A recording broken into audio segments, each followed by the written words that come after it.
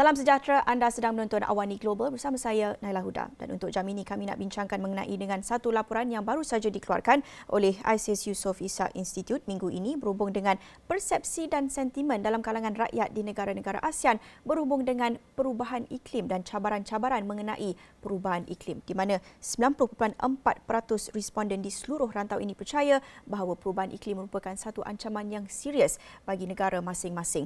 Adakah peratusan ini menunjukkan kebimbangan dalam kalangan rakyat di negara ASEAN semakin meningkat? Adakah kebimbangan ini menunjukkan trend yang semakin meningkat sejak kebelakangan ini, sejak tahun-tahun kebelakangan ini yang menyaksikan cuaca yang semakin ekstrim dan sebagainya? Dan kita nak membincangkan mengenai dengan persepsi ini dan sama ada persepsi ini bertukar kepada tindakan dan sama ada tanggungjawab itu dilihat daripada perspektif rakyat di ASEAN ini sama ada diletakkan pada tahap individu atau masyarakat atau kerajaan dan industri yang bertanggungjawab dan berperanan untuk menangani cabaran perubahan iklim. Dan sudah bersedia bersama saya untuk mengulas dengan lebih lanjut Profesor Madya Dr. Helena Varki dari Jabatan Pengajian Antarabangsa dan Strategik Universiti Malaya. Terima kasih Dr. Helena sudi bersama saya dalam Awani Global. Pertama sekali kita nak melihat secara keseluruhannya 45% rakyat di negara ASEAN berpandangan bahawa perubahan iklim ini satu ancaman yang serius kepada negara mereka dan pada masa yang sama, 44%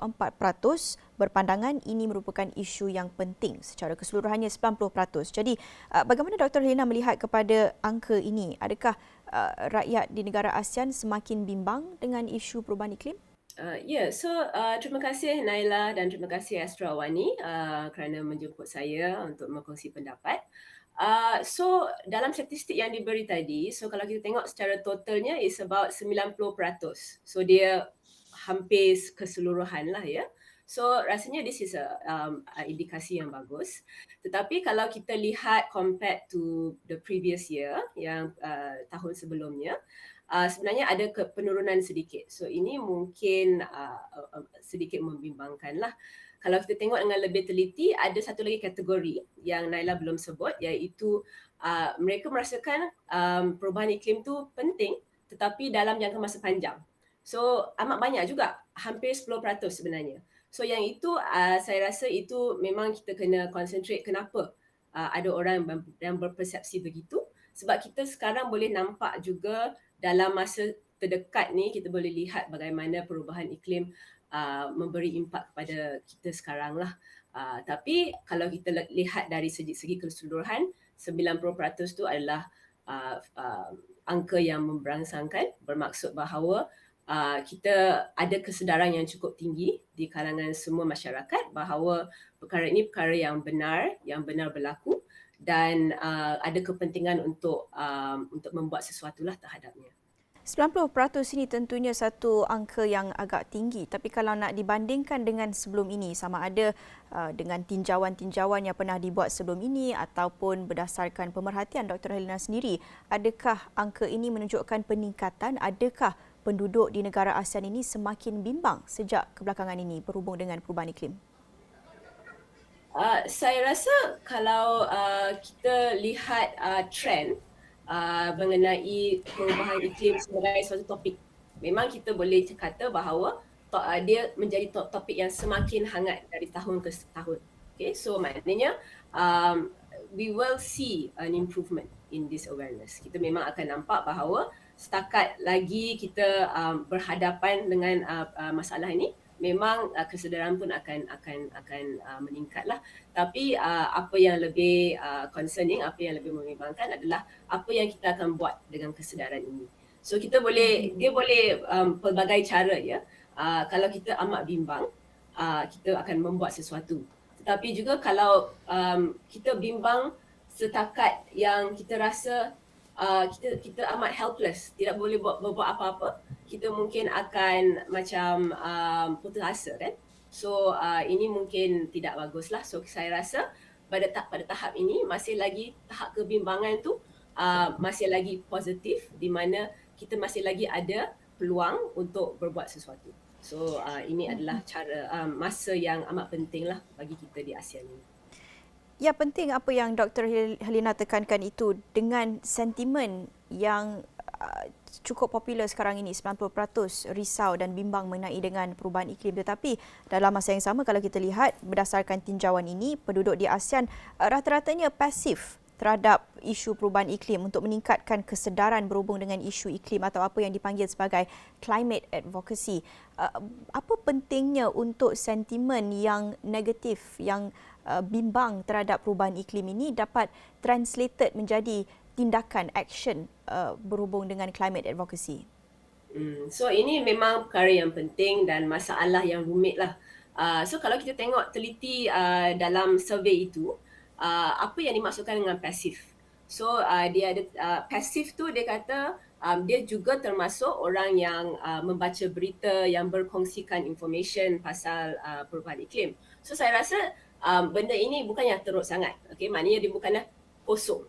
So orang masih lagi berkongsi dan ini juga boleh memberi impak yang positif. So at least orang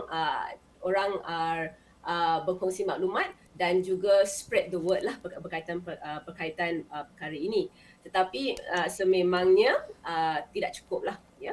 So saya rasa yang paling penting adalah seperti yang dicakapkan tadi, kita perlu lagi ada orang yang aktif menerajui projek yang memang ada direct impact kepada climate, ya. So contohnya melibatkan diri dalam urban farming, perkara macam ni memang dia akan direct impact. And then tapi mungkin semua orang rasa mereka tidak mampu membuat begitu.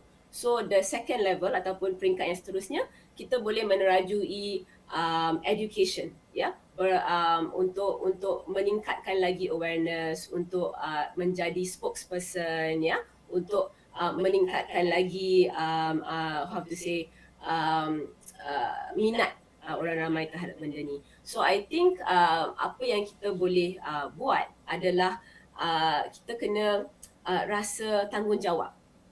Benda ini adalah masalah kami yang mungkin kami ada kami telah menyebabkan masalah itu dan kami akan menghadapi kesan daripadanya dan juga generasi yang akan datang.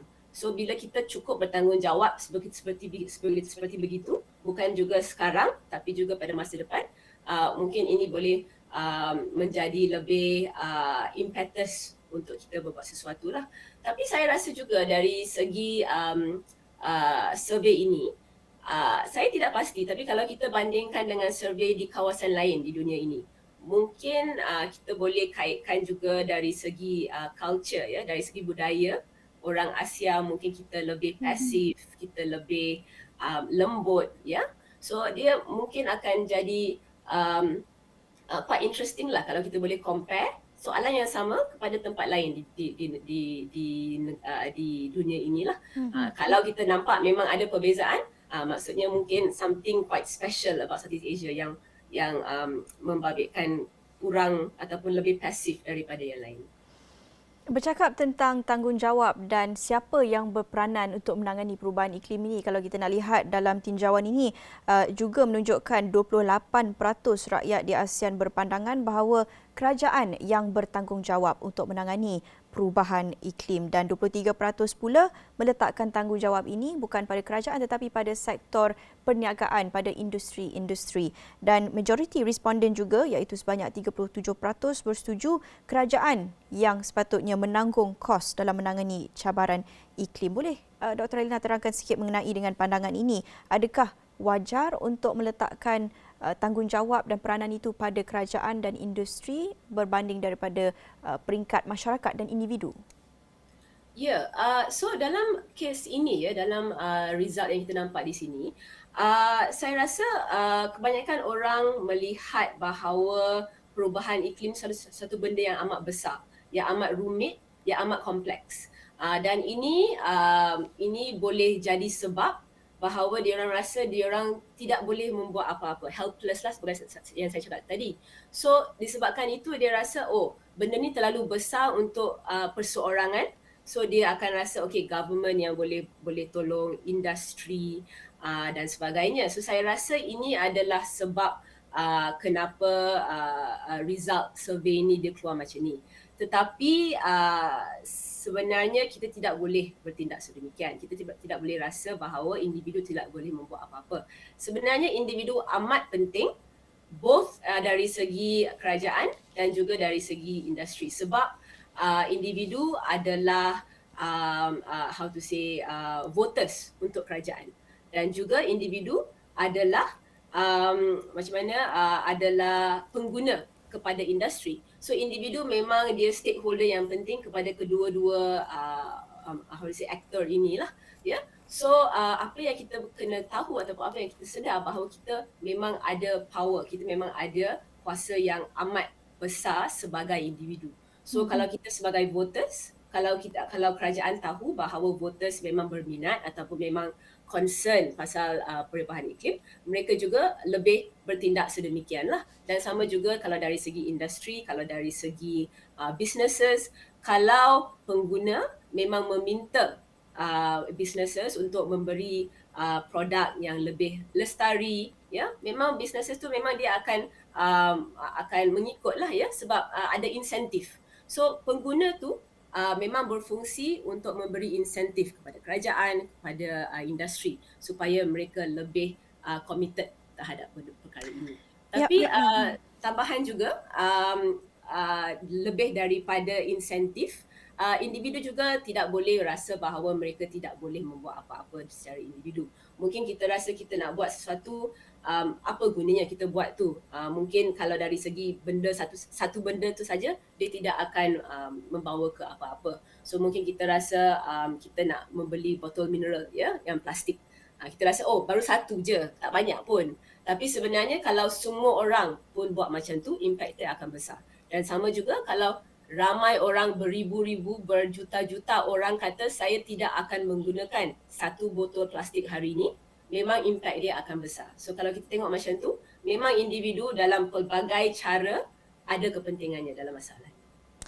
Menarik apabila Dr. Helena mengaitkan peranan kerajaan itu dengan minat pengundi, kerana apa yang kita dapat daripada tinjauan ini juga adalah hampir separuh penduduk di ASEAN, antara yang tertinggi banding dengan statistik lain, hampir separuh penduduk di ASEAN ini percaya parti politik di negara masing-masing tidak mengutamakan perubahan iklim dalam agenda mereka, dan rakyat Malaysia menunjukkan peratusan tertinggi iaitu sebanyak 74.2% dalam kalangan responden yang bersetuju dengan kenyataan ini. Pandangan Dr. Helena, sejauh mana lagi sebenarnya untuk ASEAN atau kita nak melihat parti-parti politik di ASEAN khususnya mengetengahkan isu cabaran perubahan iklim ini sebagai sebahagian daripada manifesto dan agenda mereka, terutamanya bagi Malaysia kerana ini peratusan yang tertinggi berbanding dengan negara lain? Ya, memang kita nampak bahawa isu alam sekitar, isu perubahan iklim jarang masuk dalam hal pilihan raya, dalam manifesto.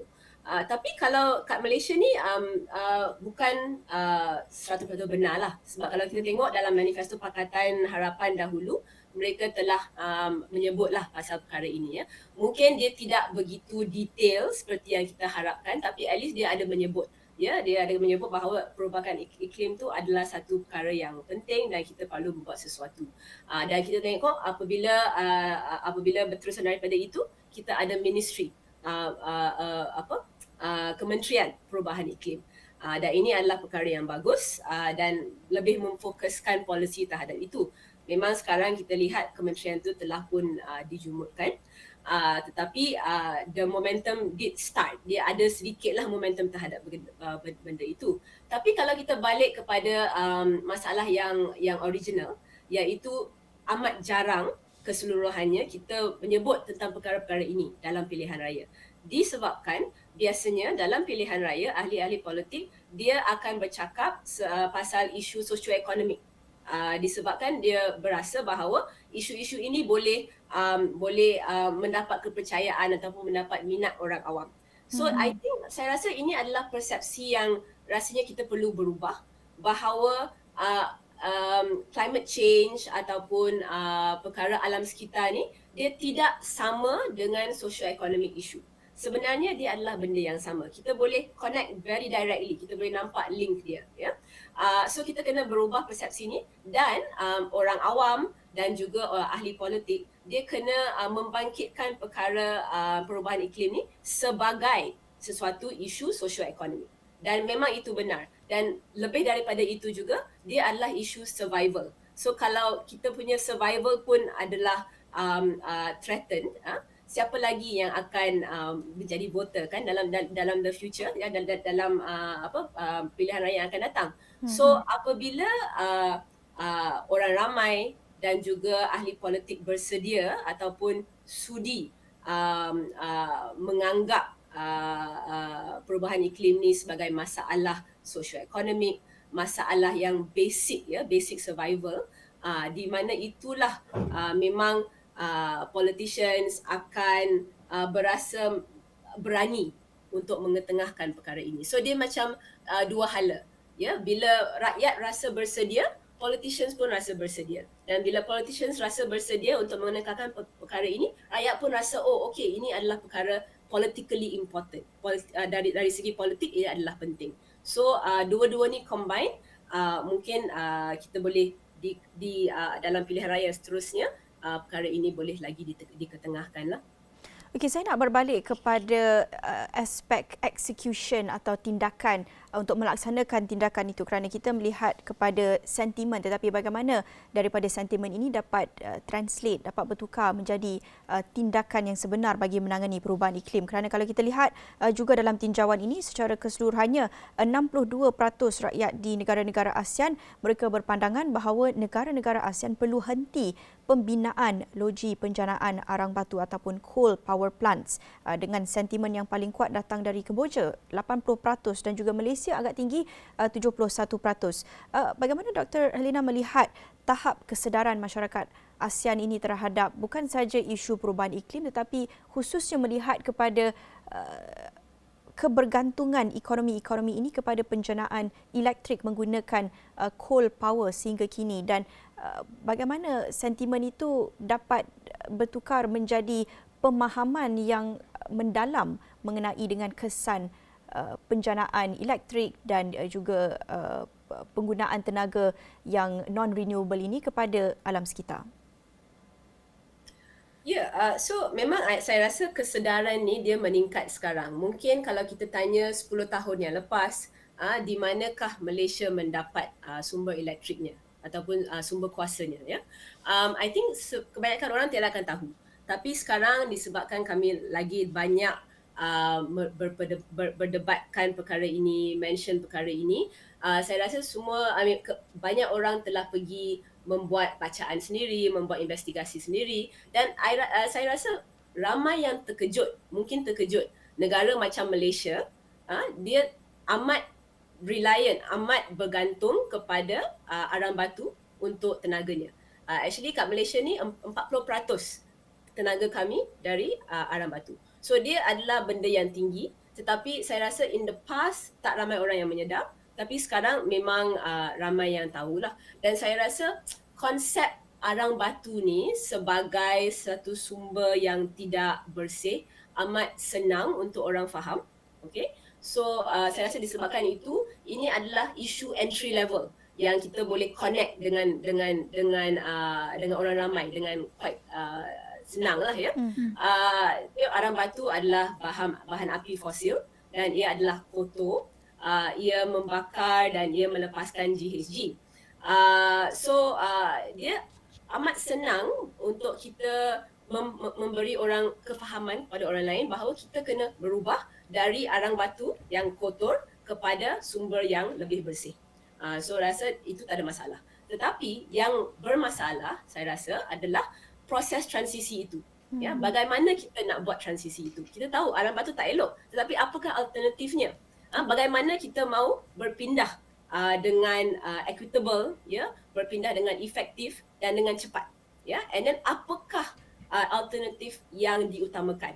Itu adalah soalan yang bukan boleh dijawab dengan senang lah sebenarnya. Ya, bukan soalan yang mudah untuk jawab, tapi mungkin Dr. Helena boleh cuba kerana melihat kepada cabaran untuk memahami proses transition ini daripada sumber tenaga yang tidak bersih kepada sumber yang lebih bersih. cabaran ini, adakah ini berpunca daripada kurangnya maklumat, kurangnya akses kepada maklumat berhubung dengan sumber alternatif, atau mungkin ada keengganan daripada sesetengah pihak untuk mungkin mengahadkan maklumat berhubung dengan perkara itu, atau masih lagi tidak popular dalam kalangan negara ASEAN dan Malaysia juga? Bagaimana? Hmm. Soalan yang bagus. Saya tidak pasti kalau ada pengehadan maklumat. Tetapi saya rasa apa yang kita hadapi adalah orang sebelum ni tidak ambil kisah, tidak ambil tahu bagaimana mereka mendapat elektrik mereka. So macam kononnya satu contoh yang saya boleh bagi adalah electric cars, ya, kereta elektrik. So kebanyakan orang rasa okey kita boleh beli kereta elektrik dan itu adalah perkara yang bagus, ya. Kita lebih green, lebih hijau, lebih lestari. Tetapi kalau kita fikirkan di manakah elektrik itu datang daripada mana? So kalau Malaysia, kalau negara yang you ada yang anda memandu kereta itu adalah negara yang masih lagi mengambil elektrik daripada arang batu, sama sahaja akhirnya. Masih lagi menggunakan sumber daripada fosil, ya. So kita kena memikir dengan lebih mendalam lah perkara ni. Dia bukan perkara yang straightforward. So satu benda yang dalam survey itu yang saya rasa a bit mengejutkan ya kepada saya adalah apakah tenaga alternatif yang mereka rasakan paling berpotensi. Dan dalam tu dia kata paling top 3 adalah solar, hydro dan udara angin ya. So ini bagus dari segi memang kebanyakan negara ASEAN memang bersetuju solar tu adalah amat berpotensi, dan saya rasa ini memang in line dengan apa yang disyorkan oleh UN dan sebagainya, khususnya untuk orang kita yang berada di kawasan tropika ini. Tapi tenaga hidro ni saya amat terkejut. Memang Malaysia banyak daripada tenaganya menggunakan hidro, tetapi kesedaran ataupun kefahaman orang ramai berkenaan dengan betapa lestarinya tenaga hidro ni masih lagi perlu dipertingkatkan lah saya rasa. So kalau kita ambil di Malaysia, kita memang tahu ada beberapa projek tenaga hidro yang mendapat tentangan yang ramai. Ya, contohnya Bakun Dam dahulu dan ada beberapa lagi lah selepasnya. Ini adalah disebabkan hidro ni boleh membawa impak yang besar kepada alam sekitar, kepada komuniti. Sebab apabila kita nak membina empangan tu, memang dia akan melibatkan banyak destruction ya, dari segi forest, dari segi perumahan juga ya. So mungkin orang ramai tidak sedar. Mereka rasa hidro tu dia bersih, dia renewable. Dia terlalu cepat ingin gembira dengan perkara ini. So saya rasa kita perlu ada sedikit peningkatan kefahaman, dan kita fikir dulu tenaga alternatif yang mana dari pelbagai sudut dia kena lestari, bukan dari satu sudut sahaja.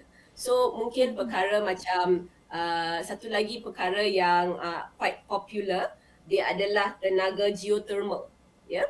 Tetapi kalau kita tengok di kawasan ni, walaupun kita memang ocean, kita punya laut, kita memang dikelilingi laut, tetapi laut kita ni dia kurang sesuai untuk geothermal. So benda-benda macam ini orang perlu ada lebih kesedaran lah. So kita boleh juga memberi tekanan yang betul kepada policy makers kita. Jadi tentunya untuk mengatasi cabaran dalam proses transisi atau transition ini memerlukan pelbagai faktor, antaranya seperti berbalik kepada peranan parti politik, peranan kerajaan, peranan masyarakat dan individu. Tetapi mungkin salah satu faktor yang boleh membantu dalam proses transition ini adalah peranan pemimpin, peranan kepimpinan sesebuah negara, dan itu juga dapatan daripada tinjauan ini di mana kebanyakan negara di ASEAN bersetuju. Dalam banyak-banyak negara di ASEAN ini, mereka bersetuju Singapura yang berada dalam posisi terbaik untuk memainkan peranan sebagai pemimpin, untuk memimpin negara-negara ASEAN lain untuk menangani cabaran perubahan iklim ini. Bagaimana Dr. Helena melihat kepada tinjauan ini atau pandangan responden ini dan peranan yang boleh dimainkan oleh Singapura? Adakah Singapura berada dalam posisi yang baik untuk memimpin negara lain untuk mengatasi cabaran ini? So saya rasa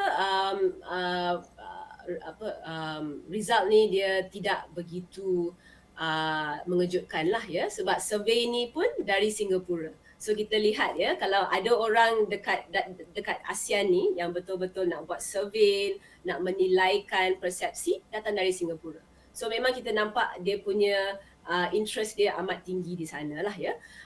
Dan memang kalau kita tengok dari segi kepimpinan international ya, di global, Singapura juga telah membuat beberapa, telah amat aktif di the IPCC and UNFCCC. Contohnya masa COP26 dulu, dia telah menjadi co-chair untuk Article 6, iaitu partnership untuk climate cooperation.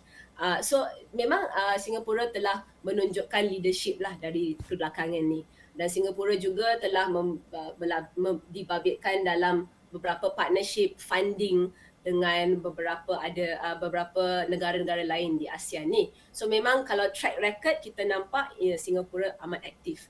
Tapi kalau kita nak tengok dari segi transferability ataupun dari segi kebolehpindahan, apa yang Singapura buat, kita pun nak buat. Mungkin ini bukan yang terbaik lah ya, sebab Singapura tu kita memang kena sedar bahawa dia lain daripada yang lain di ASEAN ni. Dia negara yang kecil, dia negara yang kaya, ya, dia punya socio-ekonomik dia amat lain daripada negara-negara yang lain. So keadaan dia amat berbeza. So mungkin lebih susah untuk negara ASEAN lagi mencontohi Singapura dalam transisi ini. Yep. So saya rasa kalau untuk negara-negara yang middle income seperti Malaysia, kita kena berfikir dengan lebih out of the box lah. Siapa yang kita boleh contohi. Of course kita boleh mengambil inspirasi, tetapi mungkin Malaysia sendiri boleh lebih mengetengahkan sebagai leader di negara ASEAN, sebab mungkin Malaysia boleh lebih relate to other countries dekat ASEAN ni. Okay. Banyak lagi yang saya nak bincangkan bersama dengan Dr. Helena, tapi itu sahaja masa yang kita ada. Terima kasih. Itu tadi Profesor Madya Dr. Helena Varki dari Jabatan Pengajian Antarabangsa dan Strategik Universiti Malaya Serigit sebanyak kongsikan pandangan mengenai dengan laporan yang baru saja dikeluarkan berhubung dengan sentimen penduduk di ASEAN berhubung dengan cabaran perubahan iklim. Dan itu sahaja perkongsian untuk Awani Global jam ini. Bersama saya Naila Huda. Kita jumpa lagi. Salam hormat.